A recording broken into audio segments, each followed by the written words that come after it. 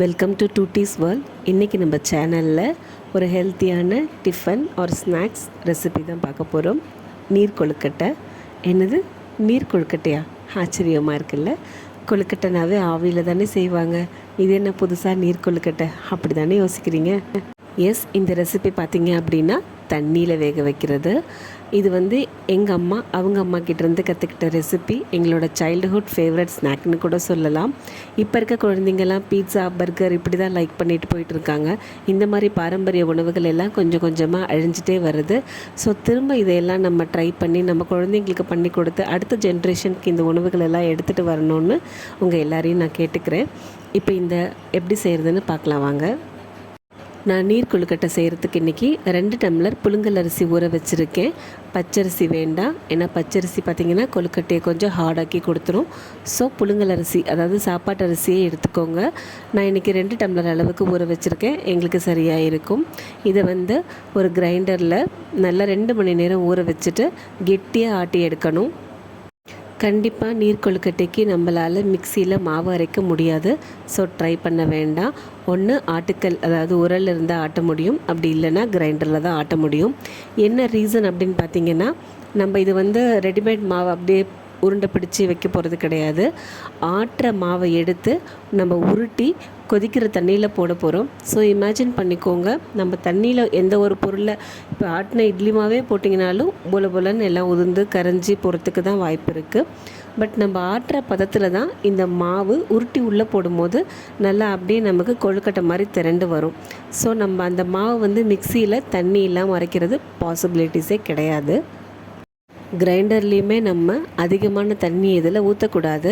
இப்போ உங்களுக்கு பார்க்கும் போதே தெரிஞ்சிருக்கும், மாவு ஓடும் போதே ரொம்ப கம்மியான குவான்டிட்டி, ஜஸ்ட்டு தெளித்து மட்டும்தான் மாவு அரைக்கிறோம். ரொம்ப மாவை ஆட் பண்ணக்கூடாது. ரொம்ப சிம்பிள் தான். ஒரு 3 பொருள்: புழுங்கல் அரிசி, ஒரு ஸ்பூன் ஜீரகம், மாவுக்கு தேவையான அளவு உப்பு, ஒரு அரை மூடி துருவின தேங்காய். இவ்வளோ தான் கொழுக்கட்டை மாவு செய்கிறதுக்கு நமக்கு தேவையான பொருள்னு பார்த்திங்கன்னா, சட்டுன்னு மாவு அரிசி ஊற வச்சு நம்ம ரெடி பண்ணிட முடியும். பட் அந்த அளவுக்கு டேஸ்ட் பார்த்திங்க அப்படின்னா அடிப்பொலியாக இருக்கும். கண்டிப்பாக ட்ரை பண்ணி பாருங்கள்.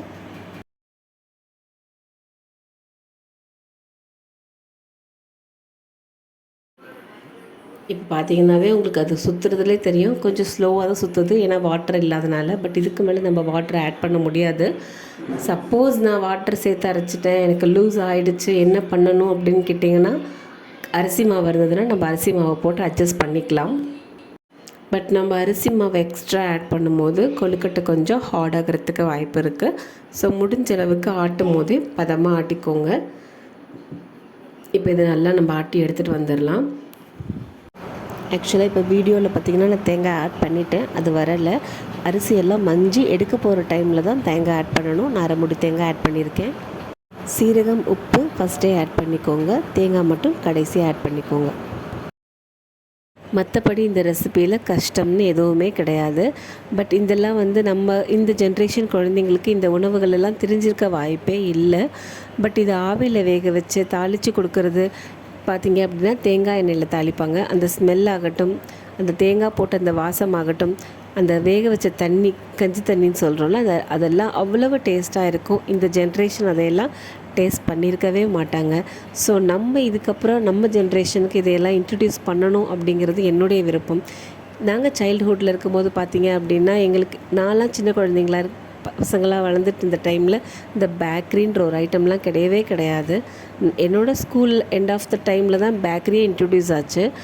ஸோ நம்மளுக்கு பார்த்திங்கன்னா இந்த ஸ்நாக்ஸ் ஐட்டமே, இந்த மைதா ஐட்டம்ஸ்லாம் எதுவுமே இருக்காது. இந்த மாதிரி அக்கேஷ்னலாக வீட்டில் அம்மா அப்பா பண்ணித்தர இந்த ஸ்நாக்ஸ் தான் பார்த்திங்க அப்படின்னா எப்படா பண்ணி கொடுப்பாங்க, அது வெந்து அதை தாளித்து அம்மா எடுத்து கொடுக்குற அந்த டைமுக்காக ரொம்ப எக்ஸைட்மெண்ட்டோடு வெயிட் பண்ணிகிட்ருப்போம். பட் இந்த ஜென்ரேஷன் குழந்தைங்களுக்கு எது ஒன்று கேட்டாலும் அது கடையிலேருந்து ஈஸியாக கிடச்சிடுது. ஸோ அந்த குழந்தைங்களுக்கு எந்த பொருள் கொடுத்தாலும் சாப்பிட்றதுக்கான இன்ட்ரெஸ்ட்டே அவங்களுக்கு வரதில்லை. ஏன்னா கேட்குறதுக்கு முன்னாடியே அவங்க கைக்கு வந்துடுது. பட் நம்ம ஜென்ரேஷன்லலாம் ஒரு ஃபுட் வேணும் அப்படின்னா அதை வெயிட் பண்ணி அம்மா எப்போ செய்வாங்கன்னு எக்ஸ்பெக்ட் பண்ணி அந்த ஜென்ரேஷன் அப்படி கேப் மாறி போயிடுச்சு. ஸோ இதுக்கப்புறம் இந்த மாதிரி ஆரோக்கியமான உணவுகளை நம்ம வீட்லேயே செஞ்சு சாப்பிட்ணுங்கிறது என்னுடைய ரெக்வெஸ்ட். இப்போ நான் மாவு ஆட்டி வலித்து எடுத்துட்டேன். ரொம்ப இம்பார்ட்டண்டான விஷயம், கிரைண்டரை கழுவுற அந்த தண்ணியை கீழே ஊற்றாதீங்க, அதை வந்து நம்ம வேக வைக்கிற தண்ணியில் ஆட் பண்ணணும். இப்போ நான் வந்து கொழுக்கட்டை வேகிறதுக்கு தண்ணி வச்சுட்டேன். கொழுக்கட்டை முழுகிற அளவுக்கு தண்ணி வச்சா போதும். அதுலேயே உங்களுக்கு தண்ணிக்கு தேவையான உப்பு போட்டுக்கோங்க. மாவுக்கு நம்ம ஆல்ரெடி உப்பு போட்டுட்டோம், ஸோ தண்ணிக்கு மட்டும் உப்பு போட்டால் போதும். இப்போ பார்த்தீங்கன்னா தெரியும், நான் அரைச்ச அந்த மாவை உருட்டி எடுத்திருக்கேன். எந்த அளவுக்கு மாவு பார்த்திங்கன்னா லாவகமாக உருட்ட வந்திருக்கு. இதுதான் கொழுக்கட்டை மாவு நம்ம ஆட்டி எடுத்தது பதம் கரெக்ட் அப்படின்றதுக்கான மெயின் திங்க். இப்போ பார்த்திங்க அப்படின்னா அது நல்லா உருட்டும் போது நம்ம உருட்டி பிடிச்சோம் அப்படின்னா மாவு கலண்டோ அப்படியே படுக்கிற மாதிரியோ அந்த மாதிரிலாம் போகாமல் உருட்டின மாதிரியே இருக்கணும் ஒன்று. அதே மாதிரி மாவு உருட்டும் போது நீங்கள் ரொம்ப அழுத்தம் கொடுத்து மாவை உருட்டக்கூடாது, கொழுக்கட்டை ஹார்டாகிடும். அந்த சாஃப்ட்னஸோடு அசாமல் அப்படியே அலேக்காக உருட்டினீங்கன்னா போதுமானது. ஒரு ட்ராப்பாக கொழுக்கட்டையை அப்படியே ஃபஸ்ட்டு சென்டரில் போடுங்க, அதுக்கப்புறம் அப்படியே சுற்றி போட்டுகிட்டே வாங்க. அப்படி போடும்போது நல்லா எல்லா பக்கமும் போட்டுட்டு, ஏன்னா நீங்கள் ஒரு கொழுக்கட்டையை போட்ட உடனே கரண்டி போட்டெல்லாம் கிண்ட முடியாது, ஃபுல்லாக கலண்டுரும். அது வெந்து அந்த பால்ஸ் மேலே வரும், அதுக்கப்புறம் தான் நம்ம கரண்டியே போடுவோம். ஸோ அது வரைக்கும் நீங்கள் வந்துட்டு கரண்டி போட முடியாது. நல்லா சுற்றி எல்லா பக்கமும் போட்டுட்டு நல்லா ஒரு 10 மினிட்ஸ் வெயிட் பண்ணுங்கள், ஆர் 5 மினிட்ஸ் வெயிட் பண்ணிவிட்டு அதுக்கப்புறமா கரண்டியை திருப்பி பிடிச்சி நம்ம கிளறி விட ஆரம்பிக்கலாம். நம்ம போட்டிருக்க உருண்டை சைஸை பொறுத்து வேகிறதுக்கு டைம் எடுத்துக்கும். நீங்கள் வெந்துருச்சுன்னு நினச்சி எடுத்துட்டிங்க அப்படின்னா மேல் மாவு மட்டும்தான் வெந்திருக்கும், உள்ளே இருக்க மாவு பார்த்திங்கன்னா வேகாது. ஸோ அதனால் அது வேகிறதுக்கான டைம் கொடுக்கறது ரொம்ப இம்பார்ட்டண்ட். இப்போ பார்த்திங்க அப்படின்னா கொஞ்சம் கொஞ்சமாக பால்ஸ் மேலே வர ஆரம்பிச்சிருச்சு. ஒரு 50% இப்போ குக் ஆகிடுச்சு. நான் பார்த்திங்க அப்படின்னா கரண்டியை உள்ளே விட்டு இப்போ எடுத்து காமிக்கிறேன் பாருங்கள். அந்த மாவு கலடலை, அதாவது உதிர்ந்து வரலை. ஸோ அந்த சுடுதண்ணியில் போட்ட உடனே அந்த மாவெல்லாம் வந்து இறுகி செட் ஆகிடுச்சு. இதுக்கப்புறம் மாவு உங்களுக்கு உடையுன்ற கவலையே வேண்டாம். அது செட் ஆகிறதுக்கான டைம் கொடுத்தீங்க அப்படின்னாவே போதுமானது. நீங்கள் வேணும்னா மூடி போட்டும் வேக வச்சுக்கலாம். பட் அரிசி மாவு மூடி போட்டு வேக வைக்கும் போது நல்லா பொங்கி வரும். மேக்ஸிமம் ஃப்ளேம் வந்து சிம்மில் இருக்க மாதிரி பார்த்துக்கோங்க. ஹையில் வச்சிங்க அப்படின்னா அந்த கஞ்சி மொத்தமாக வெளியில் வந்துடும். இப்போ நான் அப்படியே கிளறி விட்டுட்டு லைட்டாக மூடி போட்டு தான் வேக வைக்க போகிறேன். இப்போ பாருங்கள், பால்ஸ் நம்ம போடும்போது நல்ல வெள்ளை கலரில் தும்பப்பூ கலரில் இந்த மாவு இருந்தது. இப்போ பார்த்திங்கன்னா ஒரு லைட் பழுப்பு கலரில் இந்த மாவு வந்திருக்கும். ஸோ அது வெந்துருச்சுன்றதுக்கு இதுவும் ஒரு ஐடென்டிட்டி. எப்படி வேகிறதுன்னு நமக்கு தெரியலை, பார்க்க தெரியல அப்படின்னா இந்த கலர் பார்த்திங்கன்னா அப்படியே கொஞ்சம் டைம் ஆக அந்த கலர் அப்படியே சேஞ்ச் ஆகிட்டே வரும். அதுதான் மாவு நம்ம வெந்திருக்குன்றதுக்கு அடையாளம். இல்லைன்னு அப்படின்னாலும் இதை கட் பண்ணி பார்த்தாலும் நமக்கு வெந்துருச்சா இல்லையாங்கிறது தெரியும். நான் அதுவும் உங்களுக்கு கட் பண்ணி காமிக்கிறேன் பாருங்கள். இப்போ கத்தி வச்சு கட் பண்ணும்போது மாவு கட் பண்ணி 2 சைடும் பாருங்கள் உள்ள வரைக்கும் ஒரே கலரில் வெந்திருக்கு. ஸோ நம்மளோட கொழுக்கட்டை வெந்துருச்சு. இந்த கொழுக்கட்டையை நீங்கள் எதுவுமே இல்லாமல் இந்த கஞ்சியோடு வச்சு சாப்பிட்றதுக்கே தேவாமிர்தம் மாதிரி இருக்கும்.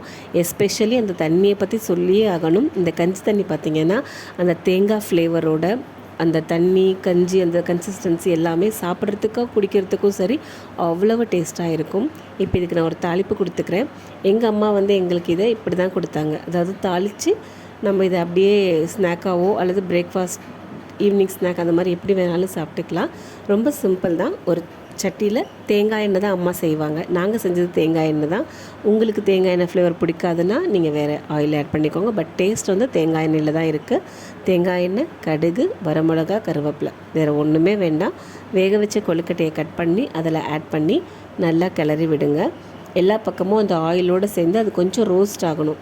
நல்லா ரோஸ்ட் ஆகும்போது பார்த்திங்கன்னா அவுட்டர் சைடு கொஞ்சம் கிறிஸ்பாகவும் இன்னர் சைடு சாஃப்டாகவும் இந்த கொழுக்கட்டை சாப்பிட்றதுக்கு அவ்வளோ டேஸ்ட்டாக இருக்கும். நல்லா எல்லா பக்கமும் படுற மாதிரி கிளறிட்டு நல்லா ஒரு 2 நிமிஷம் ஹை ஃப்ளேம்லேயே நல்லா ஃப்ரை பண்ணிவிட்டு இறக்கி நீங்கள் இதை சூடாக சர்வ் பண்ணுங்கள். இந்த கொழுக்கட்டை பார்த்திங்க அப்படின்னா ரொம்ப டேஸ்ட்டாகவும் இருக்கும். அட் த சேம் டைம் ரொம்ப ஹெல்த்தியானதும் கூட. கண்டிப்பாக வீட்டில் ட்ரை பண்ணி பாருங்கள். ஒரு நியூ ரெசிபியாக இருக்கும். இப்படியும் சாப்பிடலாம். இந்த மாதிரி அந்த கஞ்சி பவுலோடு சேர்த்து அந்த ஹோல் உருண்டையை தாளிப்பு இல்லாமல் அப்படியே ப்ளைனாக சாப்பிட்றதுக்கும் டேஸ்ட்டாக இருக்கும். தேங்க்ஸ் ஃபார் வாட்சிங்.